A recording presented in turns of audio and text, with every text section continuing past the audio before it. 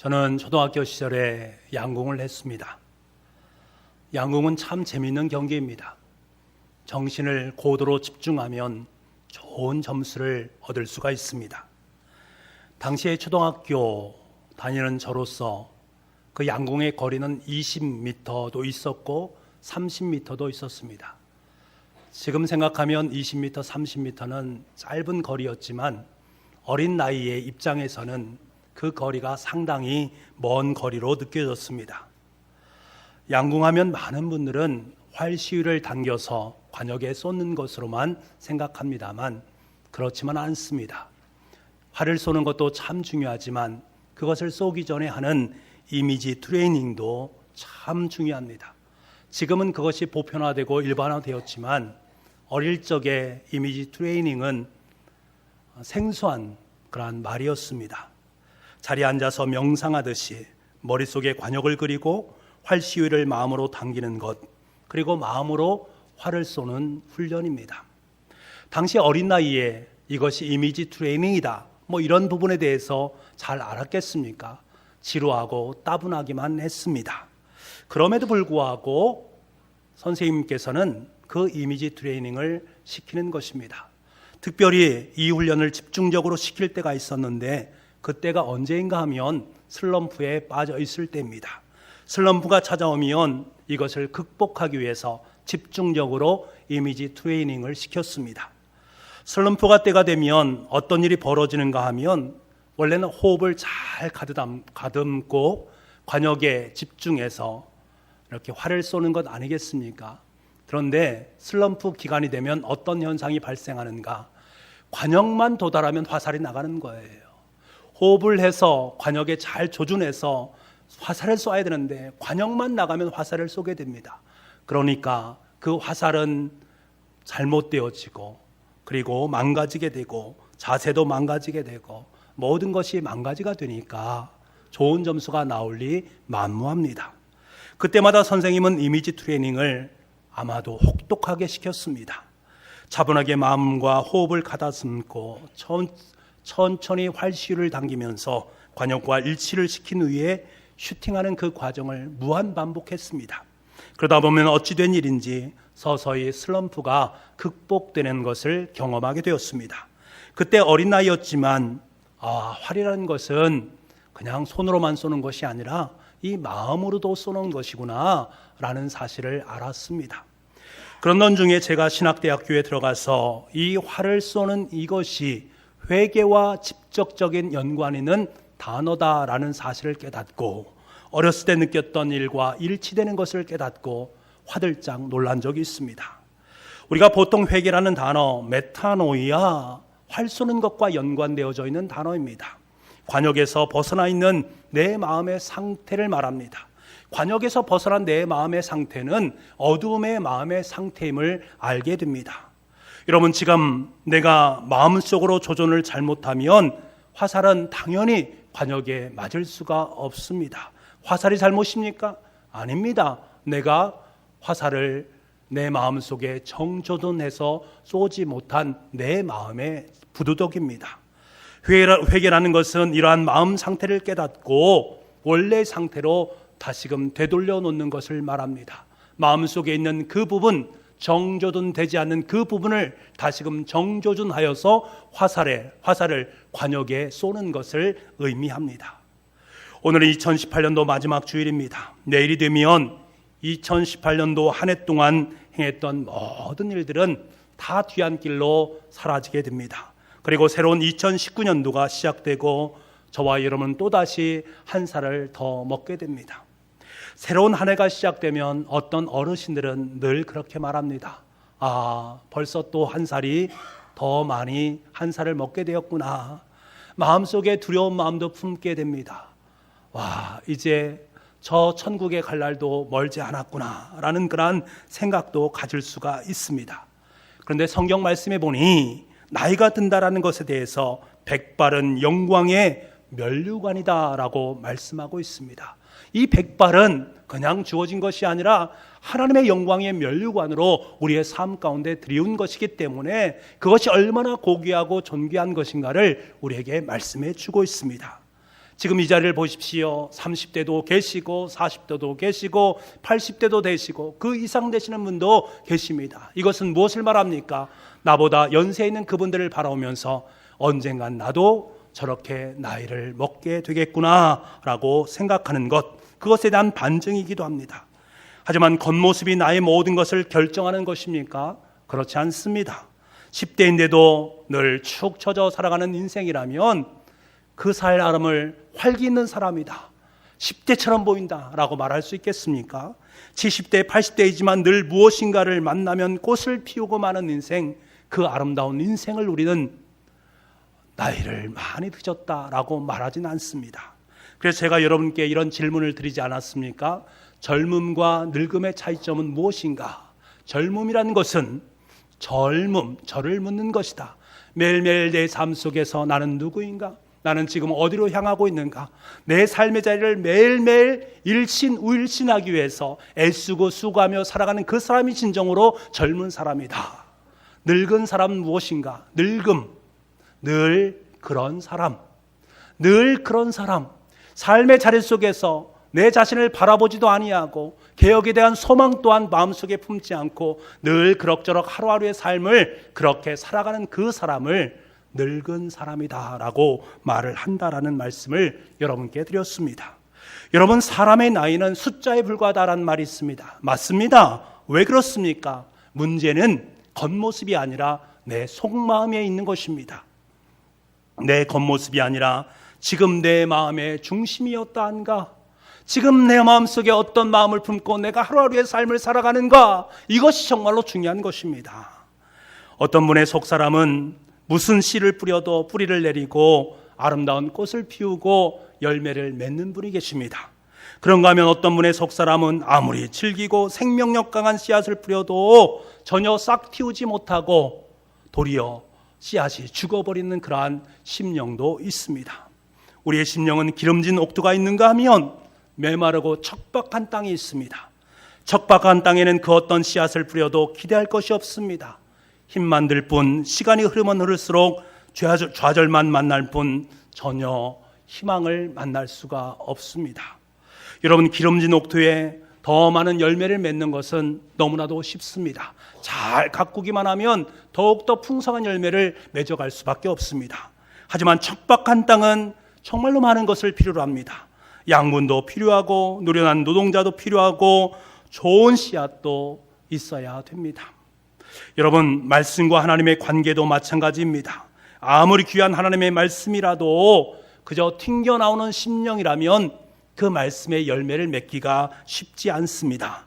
어떤 사람은 길을 가다가 성경 말씀을 만났을 때에 그 말씀으로 말미암아 도전받고 새로운 심령으로 변하는 옥토 같은 그런 마음밭을 품고 있는 분도 계십니다. 중요한 것은 바로 심령이 옥토인가 척박한 땅인가, 그것이 우리에게 너무나 중요합니다. 오늘 본문의 말씀은 바로 이 척박한 땅, 묵은 땅을 향해서 하나님께서 들려주시는 주님의 음성입니다. 우리 3절 말씀을 함께 보도록 하겠습니다. 3절입니다. 시작.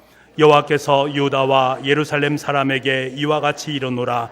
너희 묵은 땅을 갈고 가시던 물에 파종하지 말라. 아멘. 묵은 땅을 갈고 묵은 땅을 기경하라 라고 말씀하고 있습니다. 지금 가시던 물에 있는 그곳에 씨를 뿌리지 말고 땅을 뒤엎어서 묵은 땅을 갈아엎으라, 기경하라 라고 말씀하고 계십니다.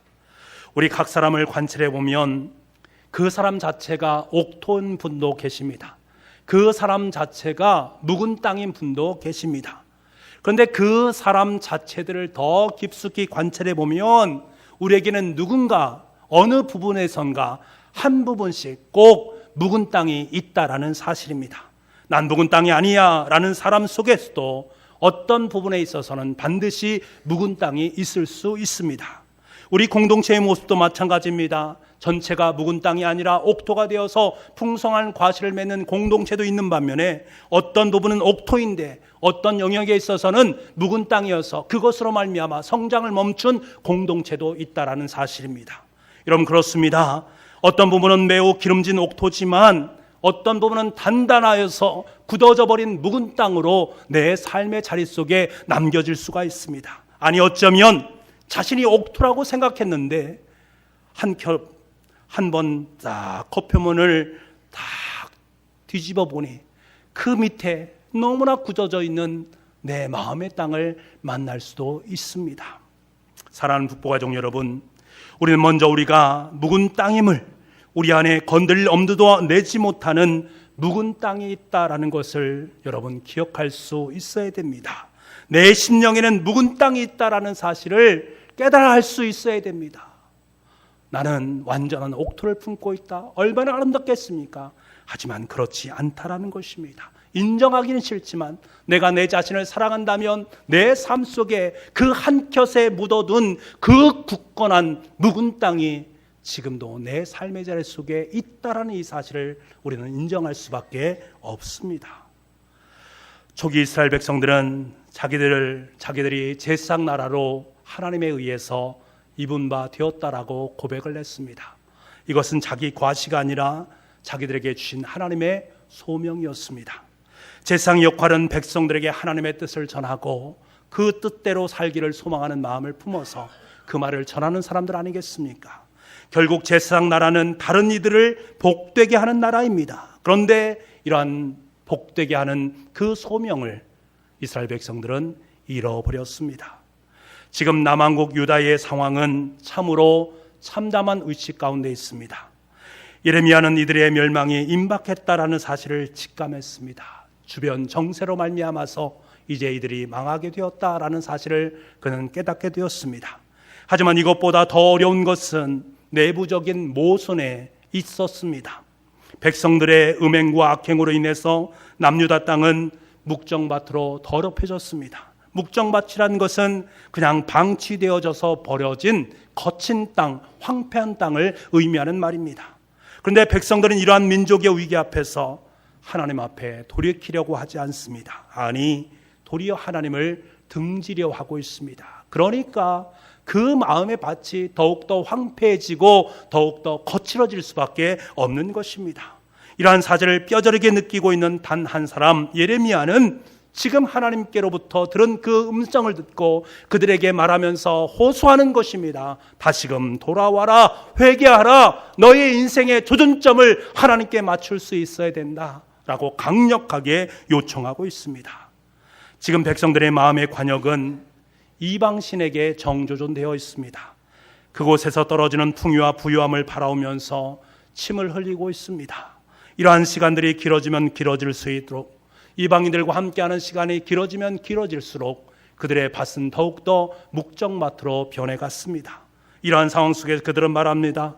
그래, 우리는 지금 평안하다, 잘 지내고 있다, 안전하다. 아니, 지금 위기라면 우리를 도와줄 수 있는 동맹국들이 있지 않은가? 그들이 우리를 도와주기 때문에 걱정할 필요 없다라고 말하고 있습니다. 이들의 마음은 확고하게 이방 신과 이방 나라의 힘에 정조준되어 있습니다. 어찌 그 마음밭이 능력이 되시는 하나님의 것을 하나님께 정조준할 수 있는, 그 관역에 정조준할 수 있는 능력이 있겠는가? 지금 이방신에게 정조준되어 있는 그것을 돌려야 되는데 돌릴 수 있는 힘과 능력조차 그들에게 없었습니다. 여러분, 그리스도인은 위기를 만날 때마다 그 누군가에게 무릎을 꿇을 수 있는 능력 있는 사람이 바로 그리스도인입니다. 그리스도인은 누군가를 향해서 내 마음에 고정된 그 한 점을 추구하며 살아가는 사람이 바로 그리스도인입니다. 모세를 보십시오. 위기에 처할 때마다 그는 하나님 앞에 엎드렸습니다. 다윗을 보십시오. 모든 상황 속에서 그는 하나님 앞에 엎드렸습니다. 간구했습니다. 인생의 모든 것을 하나님께 초점을 맞추었습니다. 그러니 그곳으로부터 힘과 능력이 나오게 되어지고 그것으로 하나님의 사역을 감당하게 되었습니다. 어디뿐이겠습니까? 예수님께서도 순간순간 하나님 앞에 엎드렸습니다. 그로부터 힘을 공급받고 하나님의 사명을 감당할 수 있는 능력을 삶의 자리를 통해서 이끌어냈던 것입니다. 하지만 이스라엘 백성들은 하나님 앞에 엎드리지 않았습니다. 이들은 외세에 의존해서 민족의 문제를 해결하려 했습니다. 외세에 엎드리려고 했습니다. 그것을 의지하면 자신들의 삶을 얻을 수 있을 것처럼 여겼습니다. 애국과의 동맹을 강화하는 것이 바벨론의 침공을 막을 수 있다라는 그 강한 뚝심을 가지고 있었습니다만 여지없이 그 모든 것은 다 허물어지고 말았습니다. 모든 것이 다 허사가 되었습니다. 사람들은 인생의 어려운 문제를 직면할 때마다 유력한 사람을 찾아가지 않습니까?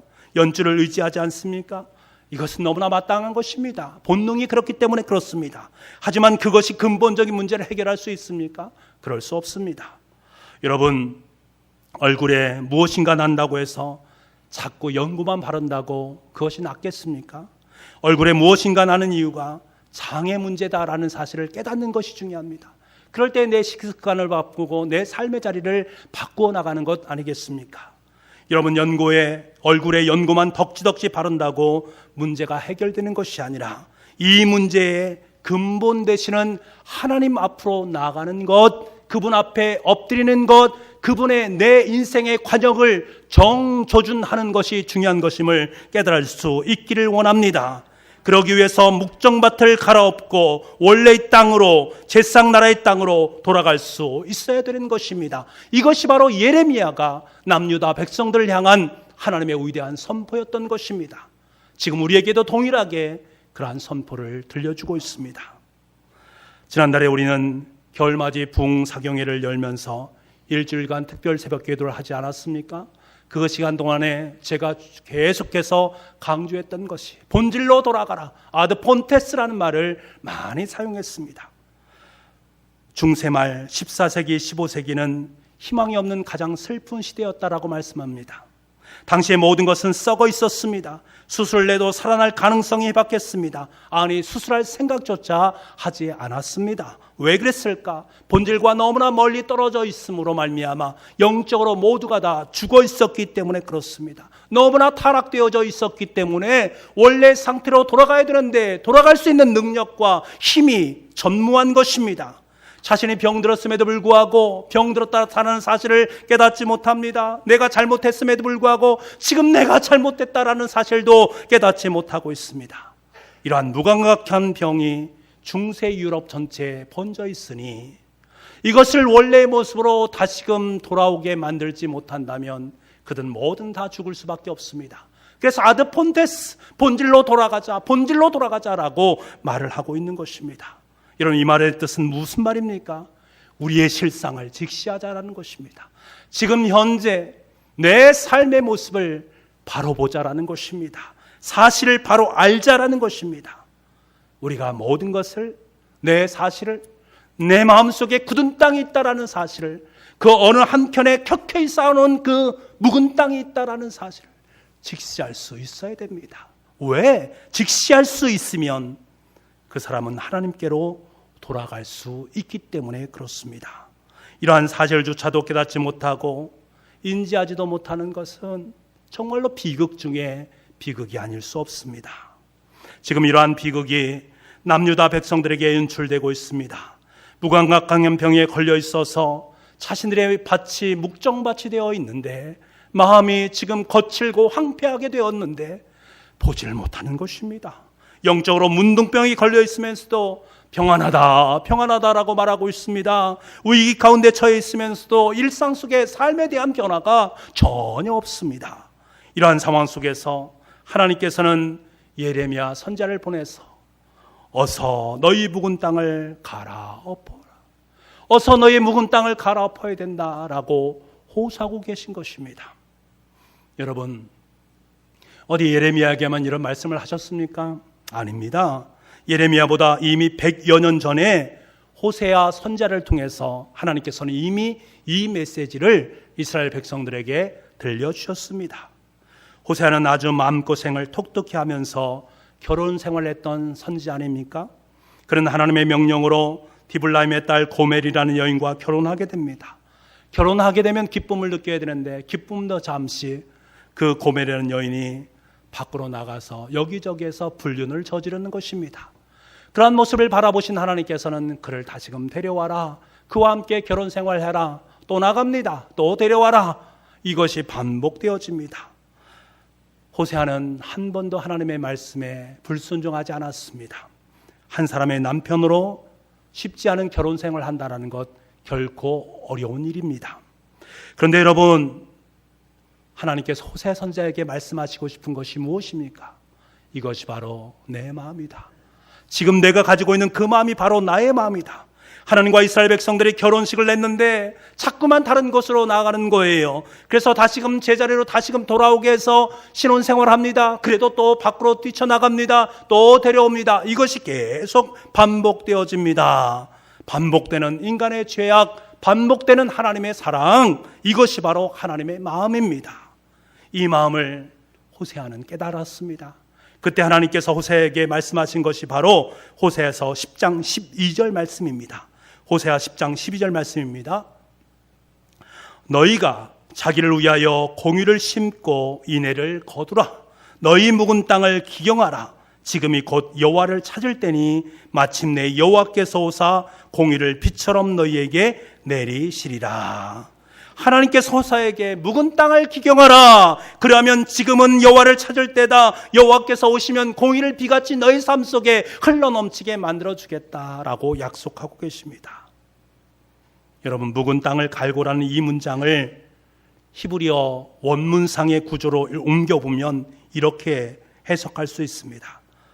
너희 자신을 위하여 땅을 갈아 새로 간 땅이 되게 하고. 여러분, 하나님의 사랑이 느껴지지 않습니까? 너희 자신을 위하여 땅을 갈라. 하나님은 계속해서 말씀하시는 것입니다. 이미 100년 전에 호세아 시대에도 너희 마음, 너희를 위해서 너희 땅을 갈아라 라고 말씀하셨고, 100년이 지난 이후에 예레미야를 통해서 동일하게 내 자신을 위해서, 내 민족을 위해서 마음을 갈아야 된다, 마음을 뒤엎어야 된다라고 말씀해 주셨고, 2500년 지난 지금 이 시대에도 저와 여러분에게 이 시간에 하나님께서는 동일하게 말씀을 하고 있습니다. 너의 묵은 땅을 너희를 위해서 갈아라. 너희를 위해서 갈아라. 다른 사람을 위한 것이 아니라 바로 이것이 너희가 살 길이다라고 말씀하고 계십니다. 여러분, 이보다 더 큰 은혜가 어디 있습니까?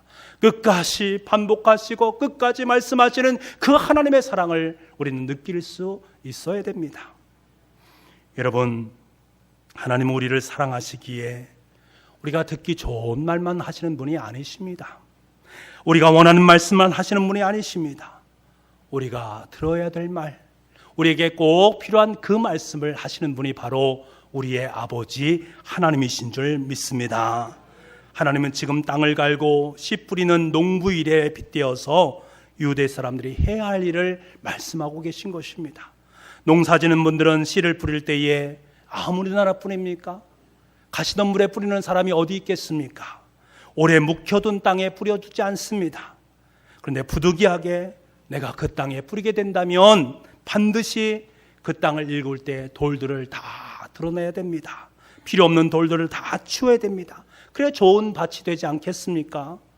여러분, 저와 여러분이 묵은 땅을 기경하기 위해서는 반드시 우리의 내면 속에 있는 그 돌들을 들추어낼 수 있어야 됩니다. 치울 수 있어야 됩니다. 그렇다면 저와 여러분의 마음속에 있는 그 돌이 무엇일까? 있다면 묵은 땅을 기경하기 위해서 반드시 치워야 될 그 돌들이 과연 무엇일까라는 것입니다. 단단하고 치우기 힘든 큰 돌덩어리도 있고 자잘한 돌도 있습니다. 그러나 중요한 것은 그 돌들로 말미암아서 나와 하나님의 관계가 점점 멀어지게 만들어진다라는 것입니다. 하나님과의 만남을 방해하는 돌, 하나님과의 관계를 방해하는 것이 바로 이 돌들입니다. 이 돌들을 치우지 않고 이 묵은 땅을 갈아엎기 전에는 아무리 열심히 파종해도 열매를 거둘 수 없습니다. 이런 묵은 땅은 단단합니다. 우리의 심령이 묵은 땅인 사람은 말씀이 들려오지 않습니다. 말씀이 튕겨나옵니다. 감흥도 없고요. 기도를 해도 말씀을 들어도 힘들어합니다. 늘 교회에 나오고는 있지만 감격도 없고 기쁨도 없게 되어집니다. 이것이 하나님과의 만남을 방해하는 돌들의 문제입니다. 단단하게 박혀있는 그 돌들로 말미암아 하나님과 나 사이의 관계가 점점 굳어져 가게 되고 멀어져 가게 되는 것, 그 돌들을 발견할 수 있어야 됩니다. 히브리서 12장 15절 말씀에 이런 말씀이 있습니다. 너희는 하나님의 은혜에 이르지 못하는 자가 없도록 하고 또 쓴 뿌리가 나를 괴롭게 하여 많은 사람이 이로 말미암아 더럽게 되지 않게 하며, 쓴 뿌리, 하나님의 은혜로 나아가는데 가장 큰 걸림돌이 되는 것이 무엇인가? 히브리서 기자는 쓴 뿌리라고 진단을 했습니다. 이 쓴 뿌리가 내 삶 속에 있으면 하나님께 나아가는 게 정말 큰 지장을 줍니다. 이 쓴 뿌리가 무엇입니까? 용서하지 못하는 것, 분노하는 것, 열등감, 이기심, 허위의식, 욕망, 이것들이 바로 쓴뿌리들의 요인이 됩니다. 이런 쓴뿌리의 땅은 반드시 갈아엎어야 됩니다. 아니면 무성한 잡초만이 그곳에 날 수밖에 없습니다. 이런 것들을 갈아엎지 않고는 그 어떤 말씀의 씨앗이 그 속에 떨어진다 해도 열매를 맺을 수가 없습니다. 반드시 갈아엎고 돌들을 치울 수 있어야 됩니다. 오늘은 2018년도 마지막 주일입니다. 지난 1년 동안 우리의 교회는 말씀과 성령의 애로 선포하고 은혜를 받은 자여 평안할지어다 라는 표어를 가지고 한 해를 열심히 살아왔습니다. 하나님께서 한 해 동안 우리에게 주신 은혜가 너무나 컸다, 참 컸다라는 사실을 부인할 수 없습니다. 지금 이곳까지 이르게 한 모든 것, 그 속에는 바로 하나님의 은혜와 하나님의 사랑이 있습니다. 그것 없이 이곳까지 이룰 수 있는 사람 과연 누가 있겠습니까? 이 시간에 그것을 바라볼 수 있기를 원합니다. 하나님께서 은혜를 베풀어 주셔서 지금 이곳까지 이룰 수 있도록 허락해 주셨습니다. 하나님 감사합니다. 이 시간에 그 하나님 앞에 감사의 박수를 올려드리겠습니다.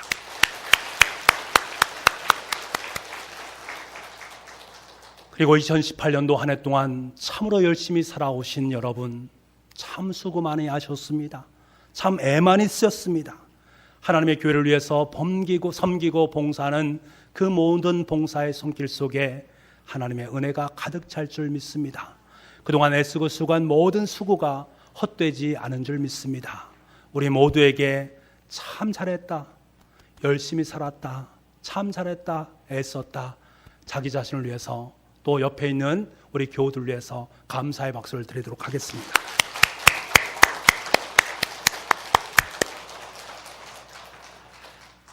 그럼에도 불구하고 오늘 우리 속에 있는 이 마음의 밭, 여전히 묵은 땅이 있다라는 것을 볼 수 있어야 됩니다. 그 묵은 땅이 기경되지 않으면 영적 성장은 없습니다. 늘 그 자리에 머무는 신앙이 될 수밖에 없고 타인의 영적 성장에 방해가 될 수밖에 없습니다. 왜?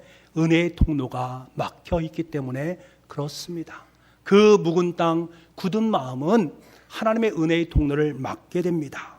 이 시간은 조용히 자신의 마음밭을 묵상해 보시기 바랍니다. 그 마음밭이 묵정밭이 되어서 황폐된 곳인지, 아니면 말씀의 씨앗이 뿌려져 있긴 한데 무성한 잡초로 인해서 말씀이 자라나고 있지는 못한지, 혹시 가시덤불에 내 씨앗을 파종하지는 않았는지 여러분 꼼꼼히 들여다 볼 수 있기를 간절히 소망합니다. 이 시간에 2019년도를 하루 앞둔 저와 여러분에게 주님께서는 너무나 분명하게 말씀하고 계십니다. 너희 묵은 땅을 갈라, 그리고 그곳에 말씀의 씨앗을 심어라. 여러분, 신앙생활 한다는 것은 무엇을 말합니까? 날마다 말씀에 쟁긴 날로 우리의 마음을 갈아엎는 것, 매일매일 내 삶 속에 치열하게 그 모든 것을 갈아엎음으로 말미암아 말씀의 씨앗이 잘 자랄 수 있도록 만드는 과정입니다. 날마다 성령님께서 주신 교훈으로 내 삶의 자리에 굳게 박혀있던 돌들을 하나하나 제거해 나가는 과정이 바로 신앙생활입니다. 그래서 새로워진 그 마음밭에 말씀의 씨앗을 뿌리고 은혜의 물을 충분하게 공급하는 것입니다. 그럴 때 우리의 삶 속에 은혜의 열매가 맺히게 되어 있습니다. 우리 교회는 지향하는 5가지의 아름다운 목표가 있습니다. 첫 번째로는 예배의 감격이 살아있는 예배 공동체입니다. 우리는 예배의 승리자가 되어야 됩니다. 하지만 부득이한 사정으로 2018년도 한 해 동안 예배 공동체에 집중하지 못한 부분이 여러분 가운데 있다면, 여러분 굳은 땅이 되기 전에 갈아엎으시기를 바랍니다. 그리고 2019년에는 모든 공적 예배에 기쁨과 감격으로 함께 동참해서 살아 역사하는 하나님의 놀라운 기적을 맛볼 수 있는 참된 예배자가 될 수 있기를 간절히 소망합니다. 둘째는 자람의 소망이 함께하는 교육 공동체입니다. 우리의 자람은 예수 그리스도의 장성한 분량의 깔이 이르러야 됩니다. 2018년도 한 해의 삶을 살면서 과연 여러분의 삶의 자리 속에 나는 얼마만큼 예수 그리스도를 닮아갔는지, 내가 얼마나 예수님을 닮아갔는지를 다시 한번 묵상할 수 있기를 원합니다. 혹여 행여나 내가 예수님 그리스도를 닮아가야 되는데 여전히 닮아가지 못한 그러한 부분이 있다면 여러분, 주님께서 말씀하십니다. 과감하게 갈아엎으라. 그리고 다시금 말씀과 기도로 예수님을 닮은 예수 그리스도의 제자로 세운 바 되어져야 된다라고 말씀하고 계십니다. 이 말씀에 기쁨으로 응답할 수 있기를 원합니다. 셋째로, 복음으로 세상을 변화시키는 선교 공동체입니다. 하나님은 우리 교회를 통해서 이 청주 지역을 하나님의 땅으로 변화시키기를 원하십니다. 그런데 여러분 중에 여전히 믿지 않는 영혼을 단 한 명이라도 구원하지 보지 못한 분이 계시다면 하나님께서는 이것을 안타까워하십니다. 그리고 이 시간에 말씀하십니다. 그 마음, 지금까지 한 명도 주님의 품으로 인도하진 그 심령, 이제는 갈아엎을 때가 되지 않았느냐, 갈아엎으라 라고 말씀하고 계십니다. 그래서 2019년도에는 최소한 한 명의 영혼이라도 하나님의 품으로 인도해서 우리 교회가 5년 내에 500명의 아름다운 일꾼을 세워가는 역사를 기대한다라고 말씀하고 계십니다. 이 말씀하심에 함께 동참할 수 있기를 원합니다. 넷째는 사귐의 행복이 넘치는 친교 공동체입니다. 하나님은 성도들이 함께 연합해서 아름다운 사귐을 나누기를 원하십니다. 그런데 여전히 내 마음속에 껄끄러운 분들이 계시다면 여러분, 과감하게 갈아엎으시기를 바랍니다. 목사인차로서 가장 마음이 아픈 것은 소식이 들려오는 것입니다. 우리 성도들과의 관계가 그 다툼으로 말미암아 서로 간에 힘든 상황 속에 놓여 있었다. 이런 말을 들을 때마다 가슴이 철렁철렁 내려앉습니다. 여러분, 혹시라도 껄끄러운 분들이 계시다면 그분이 하나님께 나에게 주신 보배로 깨닫고 지금까지 껄끄러운 그 모든 감정을 다 갈아엎으시고 이제 내년부터는 하나님께 주신 그 사랑의 마음을 품고 그분을 끌어안고 그분과 함께 더불어 하나님 나라를 향해서 한 걸음 한 걸음 나아갈 수 있는 복의 가족들이 될 수 있기를 간절히 소망합니다. 마지막으로 섬김의 기쁨을 누리는 봉사 공동체입니다.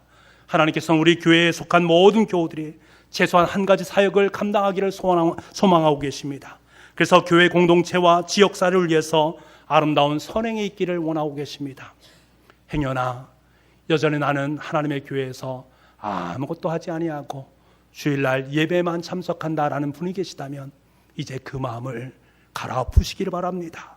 그리고 내년에는 더욱더 기쁨으로 하나님의 사역에 동참하고 하나님이 기뻐하시는 그 일에 내 인생을 매진해낼 수 있는 복의 한 해가 될 수 있기를 간절히 소망합니다. 사랑하는 북부가족 여러분, 우리의 묵은 땅을 갈아엎도록 합시다. 그래서 주님께서 원하시는 마음밭으로 우리의 밭을 다시금 옥토로 만들어 갑시다.